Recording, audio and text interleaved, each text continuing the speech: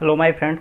और मैं यहाँ पे जो बात करने वाला हूँ वो बहुत इंपॉर्टेंट है, जो अभी 12th पास कर चुके हैं क्योंकि लगभग सारे स्टेट बोर्ड्स और सीबीएसई और आईसीएसई का सारे का रिजल्ट आ चुका है 12th का। तो उसके बाद पास करने के बाद देखिए हमारे पास क्या क्या ऑप्शंस होते हैं। जो पहले से माइंडसेट बना चुके हों उनके लिए तो कोई बात नहीं होगी, लेकिन जो माइंडसेट अभी हमारे क्या क्या होती है हमारे माइंडसेट, मैं उस पर बात करने वाला हूँ। तो यहाँ मेरे वीडियो के साथ लास्ट तक अब बने रहें, मैं आपको पूरा अच्छे तरीके से क्लियर कर दूँगा और आपको एक अच्छा ओवरव्यू दूंगा कि अभी आप डिसीजन ले सको आगे के फ्यूचर के लिए कि आपके लिए कौन सा अच्छा डिसीजन रहेगा और आपके लिए अच्छा होगा कि जो फ्यूचर आपकी अच्छी होगी। तो यहाँ पे आप मेरे वीडियो के साथ लास्ट तक बने रहें ताकि मैं आपको एक ओवरव्यू दे पाऊँ और उस ओवरव्यू से आपको बहुत कुछ फ़ायदा होने वाला है। तो प्लीज़ मेरे मेक श्योर करो कि मेरे वीडियो को आप लास्ट तक देखो और कुछ फ़ायदा ही होगा आपको यहाँ से। अब देखो, जैसे ही ट्वेल्थ पास करते हैं, ट्वेल्थ में जैसे देखो बहुत सारे ऐसे स्टेट बोर्ड होते हैं, स्टेट बोर्ड या सीबीएसई या आईसीएसई। देखो यहाँ से पास आउट करने के बाद ना फिर हमारे लाइफ की एक क्रिटिकल कंडीशन आती है। क्रिटिकल कंडीशन करने का मतलब एक इंपॉर्टेंट पॉइंट आता है जहाँ से हमें डिसीजन लेनी होती है कि हम क्या डिसीजन लें। या तो जो मोस्टली जो होते हैं जो साइंस पढ़ते हैं, जो साइंस बैकग्राउंड से होते हैं या फिर मेनली जो होते हैं साइंस बैकग्राउंड से, वो सोचते हैं कि हम इंजीनियरिंग ले। ज़्यादातर यही ट्राई करते हैं कि हम इंजीनियरिंग ले या फिर दूसरे से जो पहले से ही अगर जो इंटर में ही हो, ट्वेल्थ के साथ ही अगर जो बीकॉम या फिर दूसरे जो कर लेते हैं या फिर आईकॉम जो मतलब कॉमर्स ले लेते हैं या फिर आर्ट्स ले लेते हैं, उनके लिए तो एक स्ट्रीम चूज हो जाती है कि चलो मुझे अब उसी फील्ड में जाना, वो इंजीनियरिंग की सोचते नहीं है। लेकिन जो साइंस स्ट्रीम से पढ़ रहे होते हैं उनके लिए दो कंडीशन होती है, या तो वो इंजीनियरिंग परस्यू करे या तो फिर वो अदर ऑप्शन जैसे बीएससी कर ले या फिर कोई और दूसरा मतलब चूज कर ले, बीएससी कर ले या फिर नहीं होता कितना स्ट्रीम ही चेंज कर लेते हैं। जैसे अगर जो 12th तक साइंस लेने के बाद भी बीए या बीकॉम कर सकते हो, कोई कोई प्रॉब्लम नहीं है, वो एडमिशन ले सकते हो आप, लेकिन वो स्ट्रीम चेंज कर लेते हैं कितने।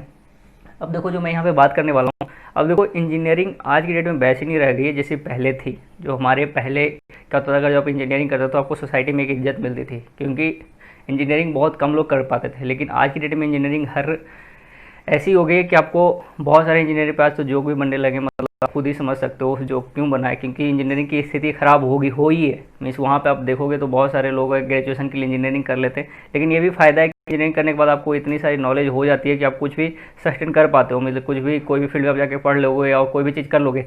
लेकिन यहाँ पे मोस्ट इंपॉर्टेंट जो बात है कि करनी चाहिए या नहीं, आपको 4 साल लग रहे हैं, 3 साल नहीं 4 साल लगेगा। जो एक नॉर्मल कोई भी दूसरी चीज़ करते हो तो उसमें 3 साल लगती है, इसमें आपको 4 साल लगती है। कॉलेज लाइफ आप वहाँ पे दूसरी जगह भी जी सकते हो, अगर ढंग से एग्जाम देते हो, ढंग से कॉलेज जाते हो तो वहाँ पे आपकी कॉलेज लाइफ होती है। यहाँ पे आपके असाइनमेंट की टेंशन और ये बहुत सारी बर्डन जो होती है वो बर्डन से आप बच जाओगे इंजीनियरिंग में। तो आप यहाँ पे एक वाइजली डिसीजन लो कि हमें करना है या नहीं, क्योंकि अभी देखो करने के बाद भी ना आपको वही फिर 10,000 या 5,000 कि तो बहुत सारे ऐसे बंदे होते हैं जिनकी प्लेसमेंट भी नहीं हो पाती है, अब जॉब भी नहीं लग पाती है। तो फिर नॉर्मली वो क्या करते हैं, दूसरी चीज़ करने लग जाते हैं, मतलब फील्ड वहाँ पे आप सोचने लगते हैं। फिर वहाँ पे ज़्यादा फ्रस्ट्रेशन होती है कि हम क्या करें, करने का डिग्री कर चुके हो, फिर अब कुछ समझ में नहीं आ रहा है, आप टेक्निकल डिग्री भी ले लिए, वहाँ से आपको कोई जॉब लगा नहीं, फिर एक ज़्यादा फ्रस्ट्रेशन वाली लाइफ होती है। और अगर जो आपको गवर्नमेंट कॉलेज मिलता है तब तो करो। मैं बोल रहा हूँ कि गवर्नमेंट कॉलेज आपको कहीं भी स्टेट गवर्नमेंट में मिल रही है या फिर आपको जेई मेन के एनआईटी मिल रही है, इन सब मिल रही है जो अच्छे अच्छे जो, या फिर जो सेंट्रल प्रोवाइडेड जो होती है यूनिवर्सिटी, वो सब मिल रही है तो आप कर लो, कोई प्रॉब्लम नहीं, वहाँ से कर लोगे तो कुछ अच्छा चीज़ सीख के निकलोगे, कोई दिक्कत नहीं है। लेकिन जैसे बहुत सारे बच्चे ऐसे करते हैं कि प्राइवेट कॉलेज में एडमिशन लेते हैं। मैं ये बड़े बड़े प्राइवेट की नहीं बात करूँ, नॉर्मली प्राइवेट जो कॉलेज होते हैं जो नॉर्मल होते हैं जिनकी बात कर रहा हूँ, जहाँ से प्लेसमेंट तो ठीक ठाक दे देते हैं लेकिन उसका कोई फ्यूचर नहीं होता है वहाँ से। फ्यूचर मीन्स फ्यूचर अभी आप देखो बहुत सारे ऐसे गवर्नमेंट, आप गुजरात गवर्नमेंट की बात करो तो बहुत सारी इंजीनियरिंग सीटें खाली चल जाती है, हर साल खाली जा रही है। मीन्स अगर जो यहाँ 100% सीट है तो 75% सीट ही फिल हो रही है, बाकी 25% मतलब ब्लैंक ही जा रही है। तो वहाँ पर देखो क्यों जा रही है, क्योंकि ऐसा भी क्रेज खत्म हो चुका है इंजीनियरिंग का। ये नहीं है कि बस आप इंजीनियरिंग करोगे तभी आपकी फ्यूचर अच्छी होगी, ऐसा कोई थिंकिंग लेके मत चलना, ठीक है। आज की डेट में आप आईआईटी एनआईटी से भी बहुत सारे बच्चे ऐसे होते हैं जो इंजीनियरिंग करने के बाद भी उनको बैठना पड़ जाता है, उनको देखना पड़ जाता है कि मुझे जॉब नहीं लग रही है, मैं क्या करूँ। तो ये क्या क्यों हो रही है, क्योंकि वो क्वालिटी मेंटेन नहीं रहा पहले। ऐसा पहले क्या होता था, कुछ कॉलेज जो होते हैं जो इंजीनियरिंग करवाते थे वो क्वालिटी मेंटेन करते थे, बच्चे की भी क्वालिटी मेंटेन होता था, तो वहाँ पे अच्छे से सारे निकलते थे, सारे अच्छे से पढ़ते थे। तो अभी आप वाइल्ड डिसीजन लो, या तो इंजीनियरिंग कर लो या तो बीएससी या बीए बीकॉम वहाँ से भी करोगे तो आपकी फ्यूचर अच्छा ही होगा, कोई ख़राब नहीं होगा। अब जैसे देखो मैं एक चीज़ समझाता हूँ, अगर जो आप यहाँ से जैसे मान लो आपने इंजीनियरिंग की, तो इंजीनियरिंग की आपको टेक्निकल डिग्री,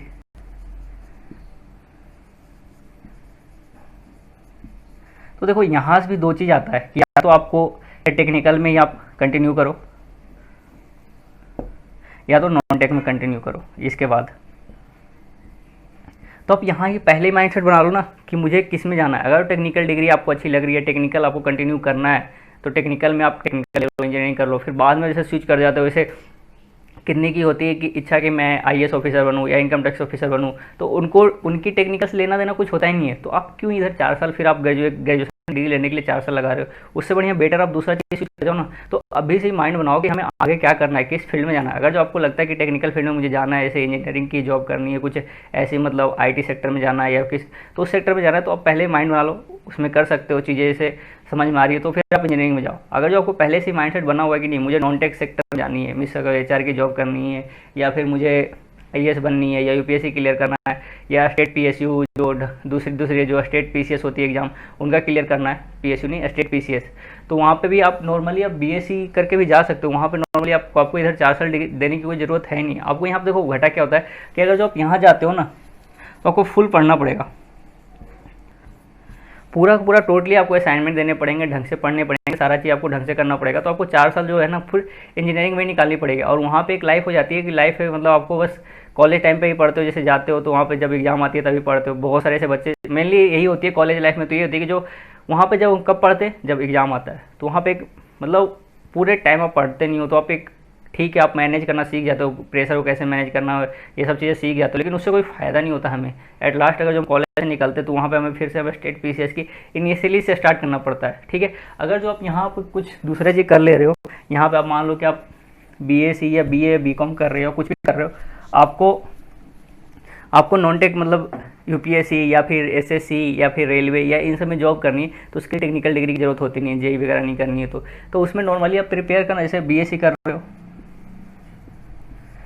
तो बीएससी तो यहाँ से चलती रहेगी, आपकी कोई दिक्कत होती नहीं, यहाँ पे ज़्यादा प्रेशर होता नहीं है। नॉर्मली आपको एग्जाम देने होते हैं, जो सेमेस्टर एग्जाम आता है वो एग्जाम देने होते हैं, और ज़्यादातर क्लियर भी हो जाती है। टेक्निकल डिग्री जैसे बैक तो आती नहीं है कि बैक आ गई तो टेंशन में, यहाँ बैक आने की ज़्यादा कम चांस है, बहुत कम। यहाँ पे 90% बच्चे पास ही होते हैं। अगर नहीं पढ़ोगे तभी यहाँ पे फेल होते हैं, यहाँ पे बहुत कम चांस होते हैं फेल होने के या फिर एटी कुछ भी लगने के।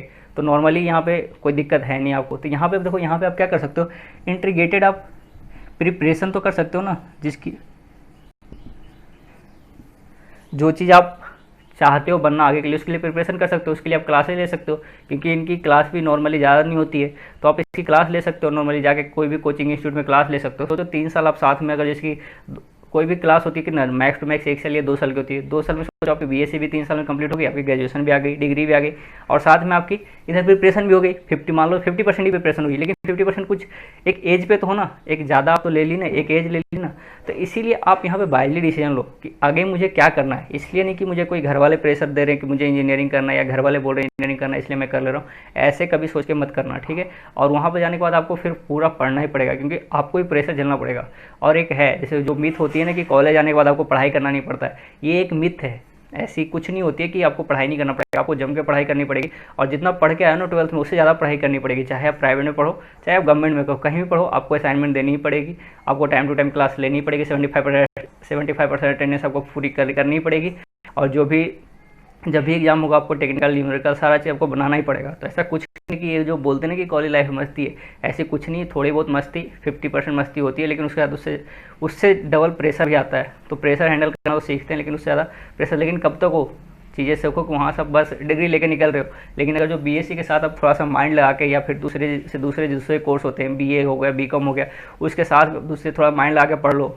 सीए, अगर मान लो कोई सीए करना चाहते हो, तो नॉर्मली आप साथ में कर सकते हो ना यहाँ पे चीज़ें। तो एक साथ यहाँ पे 2 डबल चीज़ कर सकते हो, जैसे स्टेट पीसीएस निकालना है या यूपीएससी क्लियर करना है। किसी का पहले से माइंडसेट होता है कि मुझे गवर्नमेंट जॉब में ही जाना है, तो इसे एसएससी देना ही है, कोई भी दूसरे गवर्नमेंट जॉब लेनी है। जो एसएससी बहुत सारे एग्जाम लेती है, income tax inspector, science inspector, या बहुत सारे जितने भी टीए, ये सब जितने भी एग्जाम होते हैं नॉर्मली, जो बाकी जो स्टेट या सेंट्रल जो एग्जाम्स होते हैं उनके थ्रू, तो वो कहाँ से निकलते हैं, वो डायरेक्टली उसमें टेक्निकल की कोई रोल नहीं होती है। तो यहाँ पर टेक्निकल में हम क्यों टाइम वेस्ट करें। तो आप यहाँ पे क्या किया करो कि डायरेक्टली यहाँ पे ये बीएससी के साथ इंटीग्रेटेड आप पढ़ाई करते रहा करो, आपकी डिग्री के साथ साथ ये भी निकल जाएगी। ठीक है, तो यहाँ पे आप एक वाइजली डिसीजन लो और अच्छे सोचो। और ये भाई ये टाइम है, अगर जो आपने यहाँ पे गलती कर दी डिसीजन लेने में, फिर आपको बाद में प्रेशर पड़ेगा और वो आप फिर यहाँ पे ढंग से कर नहीं पाओगे। तो ओके, थैंक यू गाइस, और अच्छे से सोचो और समझो, फिर आप एडमिशन लेना है इंजीनियरिंग में या फिर किसी दूसरे फील्ड में जाना है वो अभी सोच के लो। Okay, thank you guys.